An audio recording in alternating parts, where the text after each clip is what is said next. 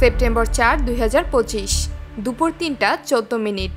আকাশে হালকা মেঘলা ভাব, আর সেই মেঘের মধ্যে দিয়ে হঠাৎ করে বেরিয়ে এলো দুটি F-16 যুদ্ধবিমান। তারা খুব দ্রুত গতিতে ছুটে যাচ্ছে ভেনেজুয়েলার উত্তর সমুদ্রের দিকে।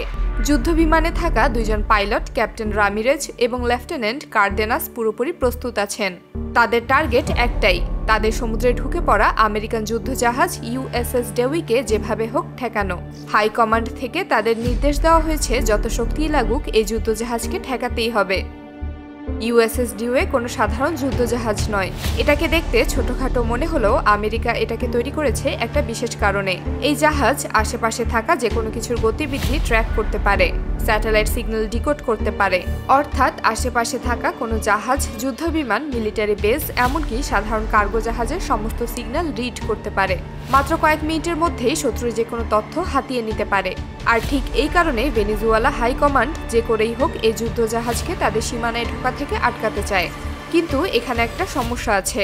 এই যুদ্ধজাহাজকে এমনভাবে তৈরি করা হয়েছে এটা সামনাসামনি আকাশে এবং পানিতে সমানভাবে যুদ্ধ চালিয়ে যেতে পারে।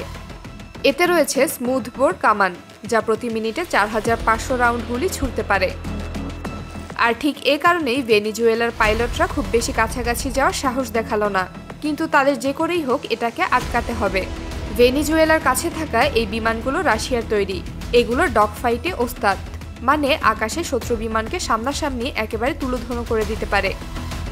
কিন্তু এই ক্ষেত্রে তাদের সবথেকে বড় চ্যালেঞ্জ হলো এই জাহাজ। দুজনে একসাথে ঝুঁকি নিতে চাইলেন না, তাই ক্যাপ্টেন রামিরেজ বিমানে থাকা রাডার ব্লকিং সিস্টেম অন করে জাহাজের কাছাকাছি যাওয়ার চেষ্টা করলেন। রাডার ব্লকিং সিস্টেম অন থাকলে শত্রুর রাডার এই বিমানকে খুঁজে বের করতে পারে না। কিন্তু তারপরও সমস্যা হয়েই গেল। আমেরিকান যুদ্ধজাহাজের উপরে থাকা মেশিনগান যুদ্ধবিমানকে টার্গেট করে ফেলল এবং তারপর ছুড়ে দিল কয়েক হাজার রাউন্ড গুলি। ক্যাপ্টেন রামিরেজ কোনো রকমে পার পেয়ে গেলেন, কারণ এই বিমানের গতি প্রতি ঘন্টায় ১৬০০ কিলোমিটারের বেশি। কিন্তু পাইলট কোনোভাবেই বুঝতে পারছেন না তিনি কিভাবে রাডারে ধরা পড়ে গেলেন। কিছুক্ষণ চিন্তাভাবনার পর তিনি বুঝতে পারলেন যুদ্ধবিমানের সঙ্গে হাই কমান্ডের যে যোগাযোগ হচ্ছিল সেই স্যাটেলাইট সিগন্যাল ট্র্যাক করে বিমানের লোকেশন বের করে ফেলেছে।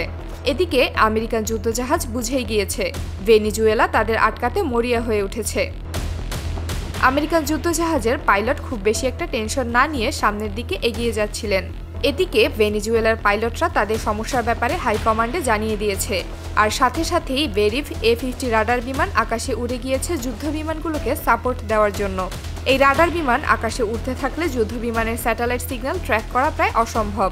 তাছাড়া এই রাডার বিমান থাকার কারণে ভেনেজুয়েলার যুদ্ধবিমানগুলো তাদের লোকেশন হাইড করতে পারবে। মাত্র ৭ মিনিটের মধ্যে রাডার বিমান যুদ্ধবিমানের ২০০০ ফুট মাথার উপরে চলে এসেছে। ক্যাপ্টেন রামিরেজ এবং লেফটেন্যান্ট কার্দেনাস পুরোপুরি কনফিডেন্স নিয়ে দুই দিক থেকে যুদ্ধজাহাজের দিকে ছুটে গেল। এবারে তারা একদম নিচু উচ্চতায় উঠছে।